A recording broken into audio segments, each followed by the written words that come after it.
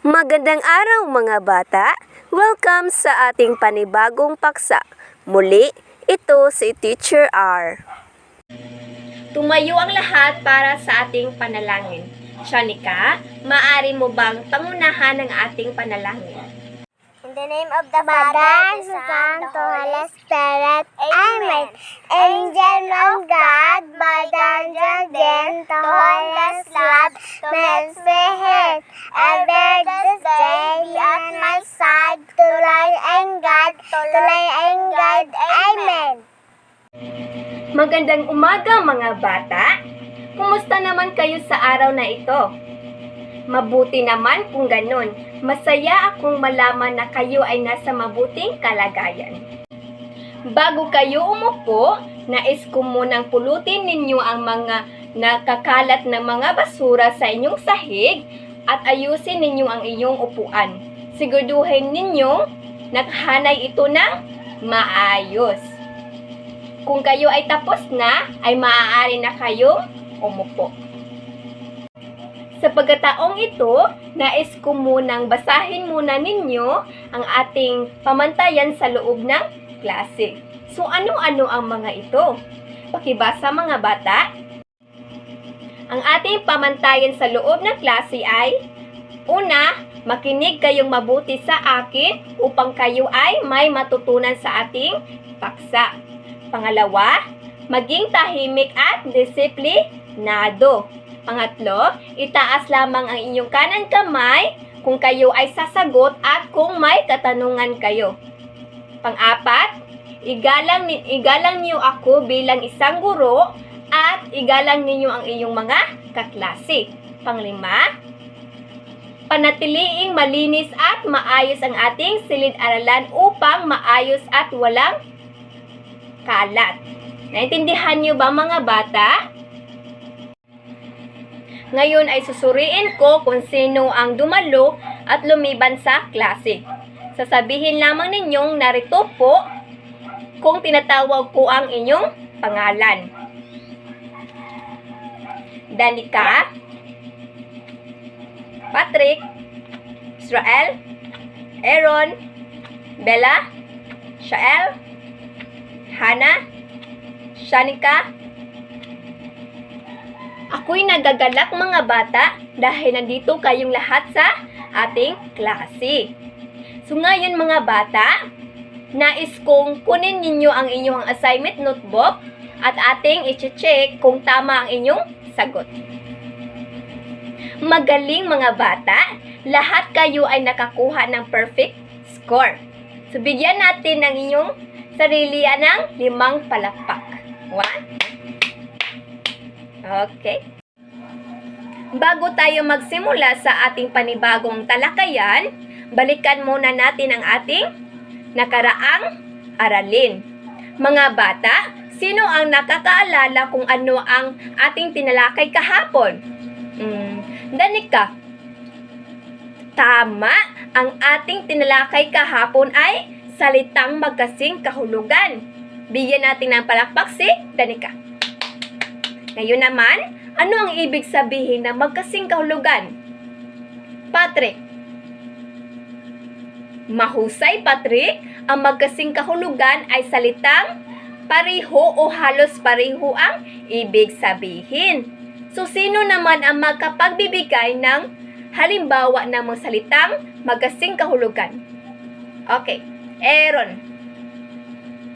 Excellent, Aaron. Ang masaya at maligaya ay magkasing kahulugan. So, sino pa ang makapagbigay? Alright, Bella. Alright.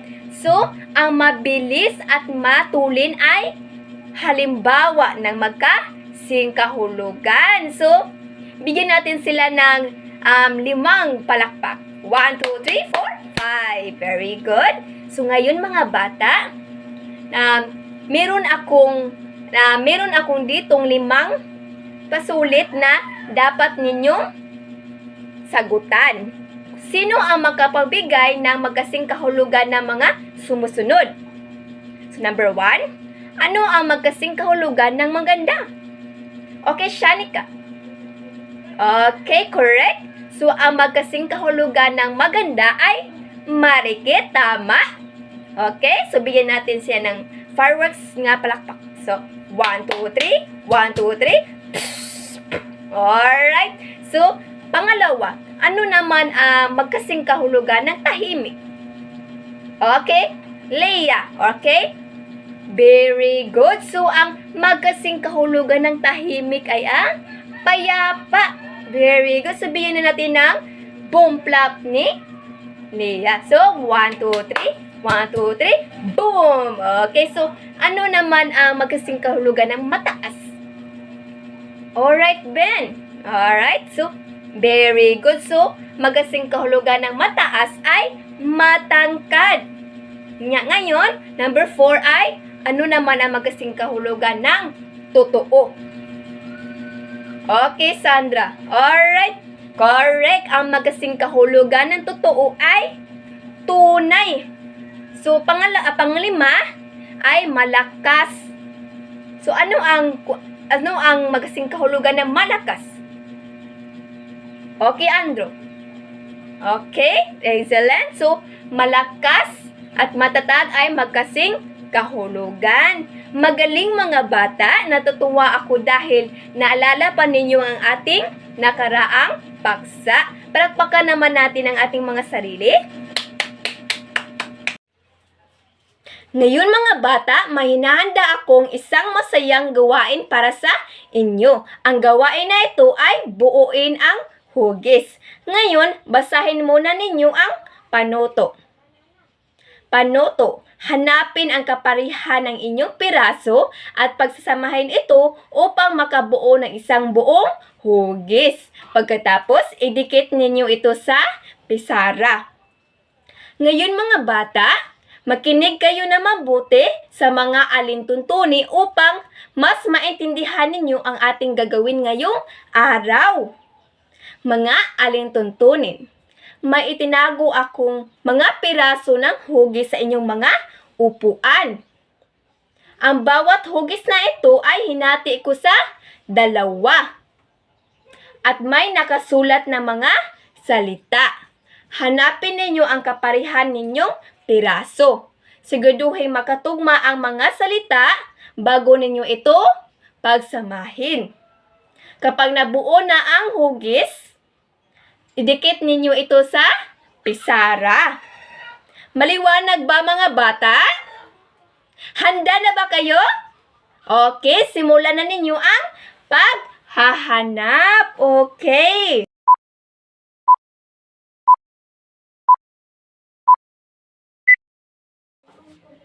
Mahusay mga bata. Ngayon, sabay-sabay nating basahin ang mga nakasulat sa bawat hugis. Ang nakasulat sa hugis na star ay maasim at matamis. Ang nakasulat naman sa hugis na diamond ay tahimik at maingay. Ang nakasulat naman sa circle ay una at huli. Ang nakasulat naman sa hugis na square ay mahirap at mayaman.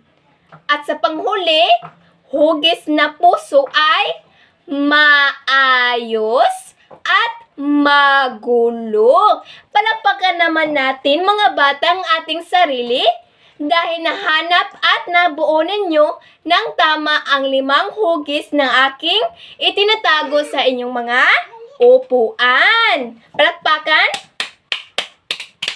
Okay. Ngayon mga bata, may hinahanda akong aktibidad na laro. Ang aktibidad na ito ay may angkop sa ating binasa kanina at ang ating bagong talakayin ngayong araw. Ang tawag na inyong laruin ay ang message relay. So, familiar ba kayo sa laro na ito mga bata? Okay, so mailan sa inyo ang pamilyar at ang iba naman ay hindi pa pamilyar. So, makinig kayong mabuti para may idea kayo kung paano ito laruin. So, maliwanag ba mga bata? Okay, mabuti. So, hatiin ko kayo sa 2 at bawat grupo ay pipila sa likod at harap sa pisara. Ang huli mag-aaral sa pila, siya ang bubunot ng papel mula sa kahon na may nakasulat na magasing kahulugan. So, babasahin niya ito ng tahimik at ibubulong sa susunod ng kaklase. Ipapasa ang mensahe, pabulong hanggang makarating sa unang mag-aaral. So, ang unang mag-aaral, siya ang magsusulat sa pisara kung ano ang kanyang naririnig. Pagkatapos magsulat, pupunta siya sa likod at siya naman ang bubunot ng bagong salita. So, uulitin ang gawain hanggang makumpleto ang 5 pares ng salitang magkasulungat. So, ang grupong unang magkatapos at tama ang sagot, ang panalo at may premyo din akong bibigay at ang grupo naman ang hindi nanalo ay may bibigyan ko din ng consolation prize. So, naintindihan nyo ba mga bata? Handa na ba kayo mga bata?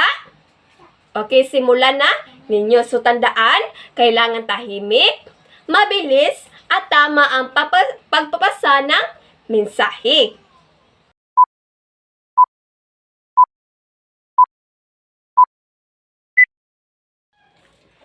Ngayon mga bata, inanunsyo ko na ang panalo. So, ang panalo ay okay, congratulations, Group 1. Mahusay ang ginawa ninyong pagtutulungan. So, ito ang iyong premyo na matatanggap. So, bigyan natin sila ng palakpak mga bata. Siyempre, bigyan din natin ng 5 palakpak ang Group 2. Dahil sinubukan din nila ang kanilang kakayahan sa aktibidad ngayong araw. At may consolation prize din silang matatanggap. Okay? So, ito ang consolation prize. So, bigyan natin ng 5 palakpak mga bata ang ating mga sarili. Ngayon mga bata, tapos na tayo sa ating masayang laro na inahanda ko sa inyo. So, ating balikan muna at pag-isipan ang inyong naging karanasan sa paglalaro. So, mahalaga na alamin natin kung paano ninyo napasa ang mensahe at kung ano ang nangyari habang kayo ay naglalaro. So, makinig kayong mabuti sa aking mga katanungan at sasagutin niyo ito ng maayos. So, bakit mahalagang makinig ng mabuti habang ibinubulong ang mensahe? Okay? Tama, magaling mga bata. Mahalagang makinig kayo na mabuti para hindi magkamali na maipasa ang mga salita. So, bigyan naman natin ng palakpak. Okay, so ano naman ang mangyayari kapag mali ang narinig o naipasa na mensahe? Magaling mga bata. Ang mangyayari kapag mali ang narinig o naipasa na salita ay mali din ang masusulat sa pisara. Kaya makinig kayong mabuti kapag may nagsalita o may kausap kayo. So, palakpakan. At pangatlong tanungan ay, paano makatulong ang larong ito sa pagtuto ng mga salitang magkasalungat? Mahusay mga bata. Makatulong itong laro para mas malala at maintindihan natin ang inyong mga salitang magkasalungat. So, bigyan natin ng 5 bagsak na palakpak. 1, 2, 3, 4, 5! Very good! So, ayon sa inyong nilaro kanina mga bata, may idea ba kayo kung ano ang ating bagong talakayin ngayong araw? Okay, Ivan. Tama, Ivan. So, may punto ka. So, sino pang may idea kung ano ang ating bagong talakayin ngayong araw? Okay, Ana. Tama, mahusay, Ana. So, ang ating bagong talakayin ngayong araw ay mga salitang magkasalungat. So, bigyan natin sila ng 5 palakpak. 5. So, ang ating bagong talakayin ngayong araw mga bata ay mga salitang magkasalungat. So, ano nga ba ang magkasalungat mga bata? Okay, sabay-sabay nating basahin ang kahulugan. Magkasalungat ay mga salitang magkaiba o magkabaliktad ang kahulugan. So, ang dinikit o sinulat ninyo kanina sa pisara ay mga halimbawa ng mga salitang magkasalungat. So ngayon, sabay-sabay nating basahin muli ang mga salitang nasa pisara. Maayos, magulo. Maasim, matamis. Tahimik, maingay. Una, huli. Mahirap, mayaman. So ang mga halimbawa na ito mga bata ay ginagamit upang ipakita ang pagkakaiba ng mga katangian. Para mas maintindihan niyo talaga kung ano ang magkasalungat mga bata, ating bigyang pangusap ang halimbawa na ito. Maasim, matamis. Ang mangga ni Ana ay maasim. At ang mangga naman ni Lia ay matamis. So magkaiba ang kanilang kahulugan dahil ang mangga ni Ana ay maasim at ang mangga ni Lia ay matamis. So, naiintindihan niyo na ang magkasalungat mga bata? Magaling mga bata! Ngayon mga bata, may mga larawan ako dito. Ididikit ko ang mga ito sa pisara. Ang bawat pares na larawan na ito mga bata ay magkasalungat. Ang unang larawan ng aking idinikit ay may pangalan sa ibaba. At ang pangalawang larawan naman ay walang pangalan. So, ang gagawin ninyo mga bata ay ilarawan o sabihin ang kasalungat ng unang larawan. Naintindihan niyo ba mga bata? Magaling! So, itaas lamang inyong kanang kamay kung kayo ay sasagot, kung may idea kayo kung ano ang magkasalungat sa unang larawan. Okay? So, ang unang larawan ay matanda. So, ano naman ang pangalawang larawan? Okay, Shanika. Magaling. Ang pangalawang larawan ay bata. So, ang magkasalungat na ito ay matanda at bata. So, bigyan natin ng wow clap si Shanika. 1, 2, 3. 1, 2, 3. Wow! So, pangalawang larawan naman. Ang unang larawan ay mataba at ang pangalawa naman ay Andrew. Mahusay. So, ang pangalawang larawan ay mapayat. So, ang mataba at mapayat ay magkasalungat. So, bigyan natin ng 5 palakpak. 1, 2, 3, 4, 5. Very good. So, pangatlong pares naman na larawan ay unang larawan ay mabagal. Ano naman ang pangalawang larawan? Jericho. Excellent! So, ang pangalawang larawan ay mabilis. So, mabagal at mabilis ay magkasalungat. So, magaling mga bata. Bigyan natin ang ating sarili ng 5 malakas na palakpak. 1, 2, 3, 4, 5. Very good mga bata. Ngayon, sino ang makapagbibigay ng magkasalungat na salita? Okay, Sheena? Okay, tama. Ang malapit at malayo ay magkasalungat. So, sino pa ang makapagbigay? Okay, Jericho. Okay, excellent, Jericho. Ang matangkad at pandak ay magkasalungat na salita. So, sino-sino pa ang makapabigay ng salitang magkasalungat? Alright. Tama, Sarah, Anna, Anton at Angel. Mabait, masama, malakas, mahina, malayo, malapit, at matigas, malambot ay mga salitang magkasalungat. So, bigyan natin ng ating sarili ng palakpakan.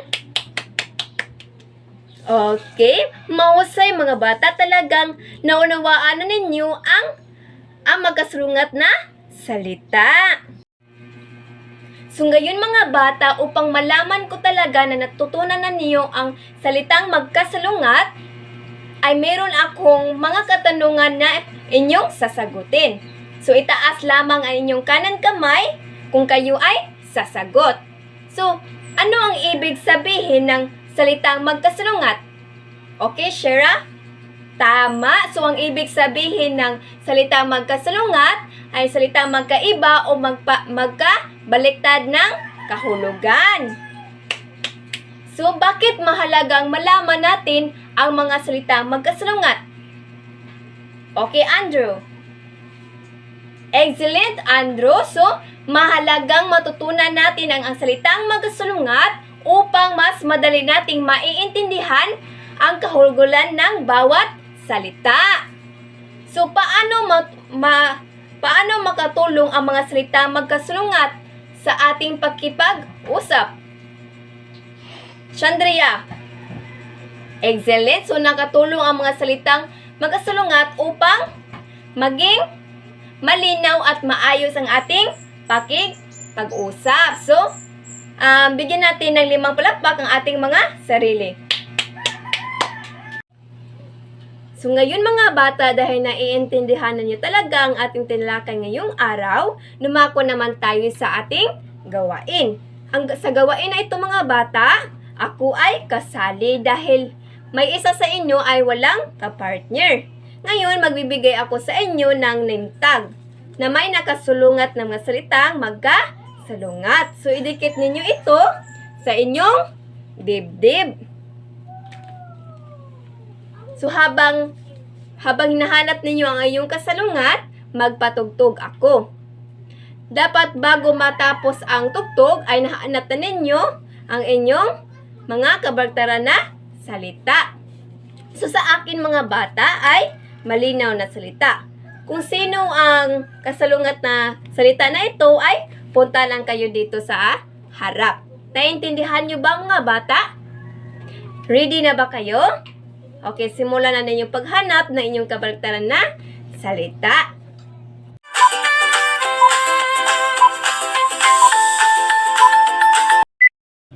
So, ngayon mga bata, dahil natapos na ang tugtog, so nahanap na ninyo ang inyong kabalaktaran na salita? Mahusay naman mga bata. So, ngayon, i-check natin kung tama ba ang inyong nakasulungat na salita.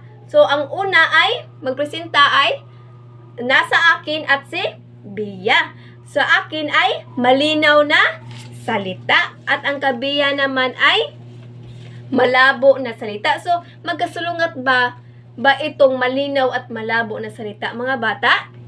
Tama. Ang malinaw at malabo na mga salita ay magkasalungat. So, sino pa ang magpresenta dito sa harap? Okay, Leah and Hannah. Okay, so sa kanila ay kulang at sapat.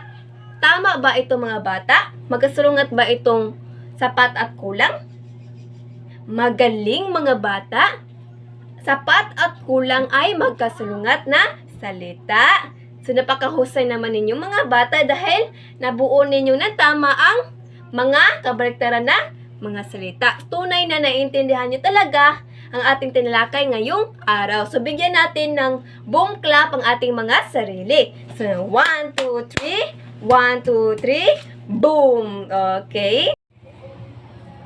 So, ngayon mga bata, dahil nauunawaan nyo talaga ang magkasalungat na mga salita, so handa na kayong sasagutin itong pagsusulit ng aking inahanda ngayong araw.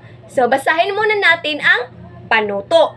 So, piliin ang salungat na salita ng mga sumusunod.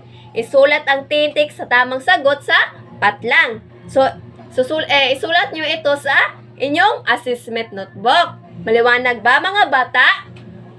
Okay. So, you may now start answering. Tapos na ba kayo mga bata? Okay, dahil tapos na kayo sa pagsulit, ating tingnan kung tama ba ang inyong mga sagot. So, number 1. So, sino ang sasagot nito? Okay, Ivan? Very good. So, ang kasalungat ng mababa ay mataas. So, let's give a round of applause of Ivan. Alright. So, number 2. Sino ang sasagot? Okay, Shanika. Excellent, Shanika. Ang kasalungat ng tahimik ay maingay. Very good. So, let's give a round of applause. So, sa number 10, sino ang sasagot? Okay, Leia. Very good. So, ang kasalungat ng maayos ay magulo. Very good. So, let's give a round of applause. Magaling mga bata. Nasugutan ninyo yung tama ang pagsusulit. So, patunay lamang na nakikinig kayo at naintindihan niyo talaga ang magkasalungat na mga salita.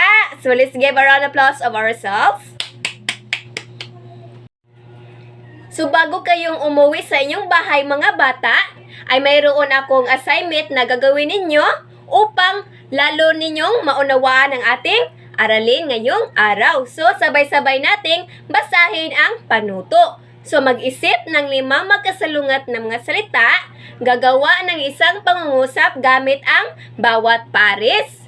So, sa inyong assignment notebook mga bata, ay gagawa kayo ng 5 magkasalungat na mga salita at gagawa niyo ito ng isang pangungusap. So, halimbawa, si Ana ay maliit at si Leia naman ay malaki. So, ang magkasalungat na salita ay malaki at maliit. So, naintindihan niyo ba mga bata? Wow, mahusay mga bata. So, natapos na natin ang ating aralin na sa araw na ito. Sana ay naunawaan at naintindihan niyo talaga ang magkasalungat na salita. So, ngayon ay kakanta tayo ng Mama uli, nakita, mo balik ta ugma, babay na. So, paalam mga bata, mag-ingat kayo sa pag-uwi. So, kita-kita tayo muli bukas. So, paalam!